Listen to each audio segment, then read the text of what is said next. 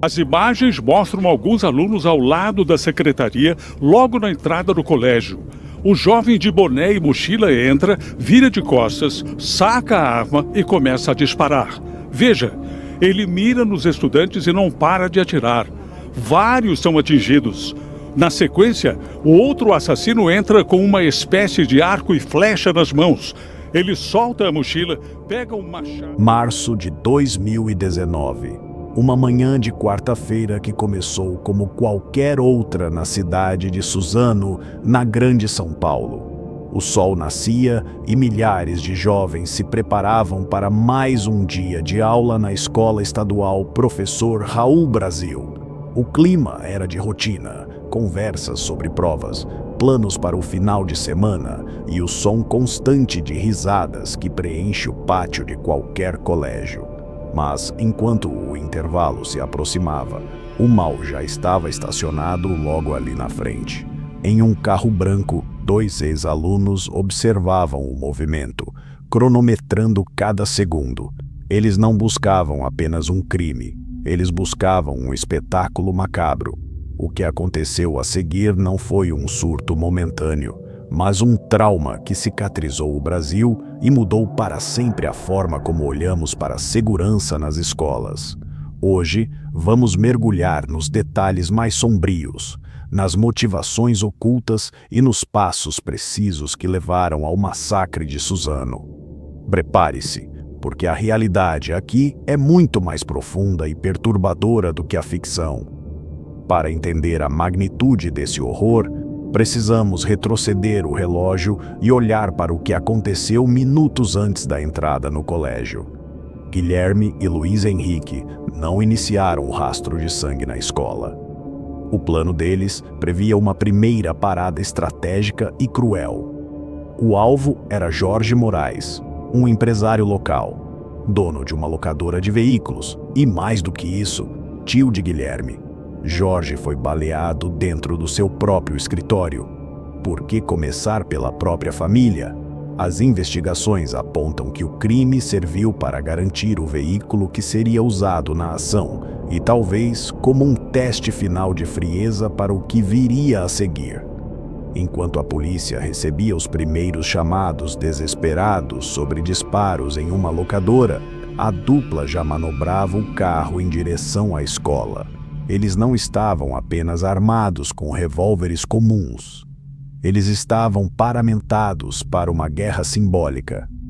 Usavam máscaras de caveira que cobriam metade do rosto, luvas táticas pretas e carregavam um arsenal que misturava tecnologia moderna com armas medievais. Uma besta profissional, machadinhas e coquetéis Molotov. 9h40. O sinal do intervalo havia acabado de soar, e o pátio da escola Raul Brasil estava lotado de alunos. Guilherme é o primeiro a desembarcar. Ele entra pela porta principal com uma calma que choca quem analisa as imagens das câmeras de segurança.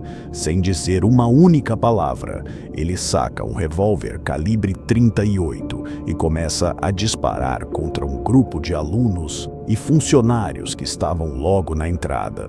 O pânico foi instantâneo. Gritos de terror substituíram o som do intervalo.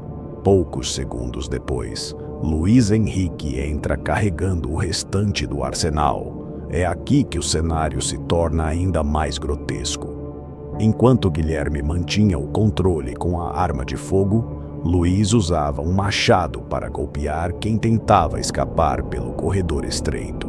Este é o detalhe que muitos ignoram: a frieza técnica da dupla. Eles não agiram por impulso. As perícias realizadas nos computadores dos criminosos revelaram que eles haviam estudado minuciosamente massacres americanos, especialmente o de Columbine, ocorrido em 1999. Eles queriam replicar a estética e superar o número de vítimas. Foi um cenário de guerra em um ambiente que deveria ser de paz. Alunos corriam desesperadamente em todas as direções. Alguns conseguiram pular muros, outros se trancaram em salas de aula. Um grupo numeroso correu para a cozinha, onde merendeiras agiram com um heroísmo instintivo. Elas usaram mesas e um freezer de grande porte para criar uma barricada na porta, impedindo que os atacantes entrassem. Naquele momento, aquele freezer não era apenas um eletrodoméstico, era o escudo que salvou dezenas de vidas. Se não fosse por essa reação rápida e pela coragem dessas mulheres, o número de vítimas fatais poderia ter sido drasticamente maior. A violência era acompanhada por um silêncio perturbador dos atacantes. Eles não gritavam frases de efeito. Eles executavam um roteiro que haviam ensaiado mentalmente por meses. A polícia militar chegou ao local em apenas 8 minutos após o primeiro chamado.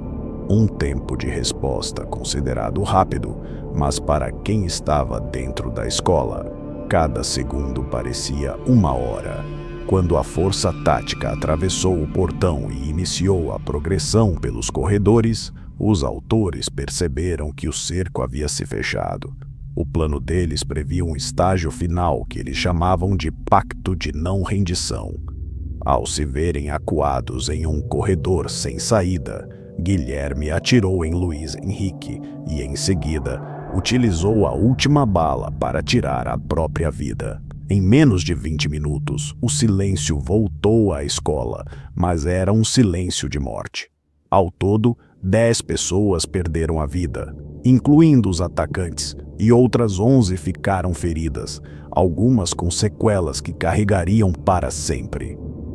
A investigação que se seguiu ao massacre abriu uma caixa de Pandora sobre o comportamento desses jovens.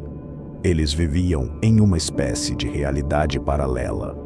No mundo físico, eram descritos por vizinhos como rapazes quietos, que não chamavam atenção. Mas no mundo digital, frequentavam fóruns anônimos e comunidades extremistas na Deep Web.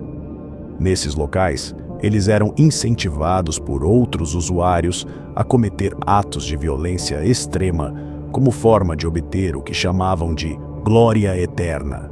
Eles acreditavam que, ao realizar o massacre, se tornariam ídolos para outros jovens frustrados. A polícia encontrou desenhos, cadernos com planos táticos e listas de exigências que nunca foram feitas. Eles buscavam uma fama póstuma no submundo da internet, um reconhecimento que o mundo real nunca lhes deu. O impacto em Suzano foi devastador. A cidade parou. O velório coletivo na Arena Suzano reuniu milhares de pessoas em um luto que uniu o país. Mas além do luto, o massacre gerou um debate urgente sobre a segurança nas escolas brasileiras e o monitoramento de comunidades radicais online. Como 2 jovens conseguiram planejar algo tão complexo sem levantar suspeitas? Como tiveram acesso a armas e como foram radicalizados a tal ponto? Essas perguntas continuam ecoando até hoje.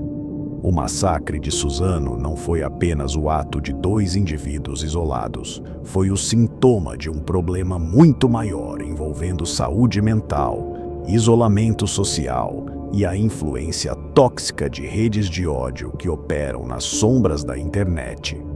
Ao olharmos para as fotos das armas apreendidas, para as máscaras de caveira deixadas no chão do corredor e para as marcas de tiros nas paredes, lembramos que cada uma daquelas marcas representa uma vida interrompida ou uma família destruída.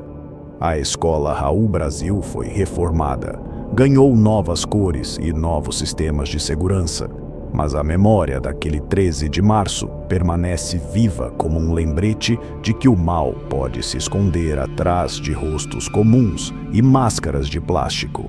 É preciso atenção aos sinais, cuidado com o que os jovens consomem no ambiente digital e, acima de tudo, um esforço coletivo para que escolas voltem a ser lugares onde a única coisa que floresce é o conhecimento.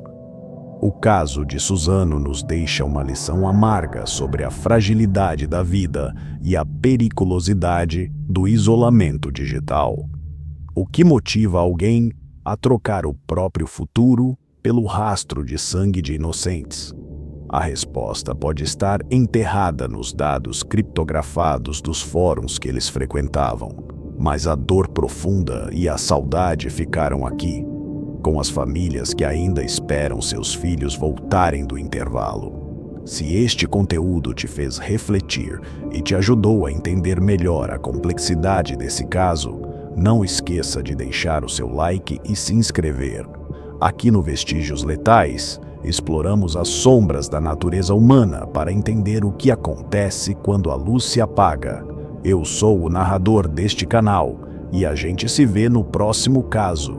Se você tiver coragem,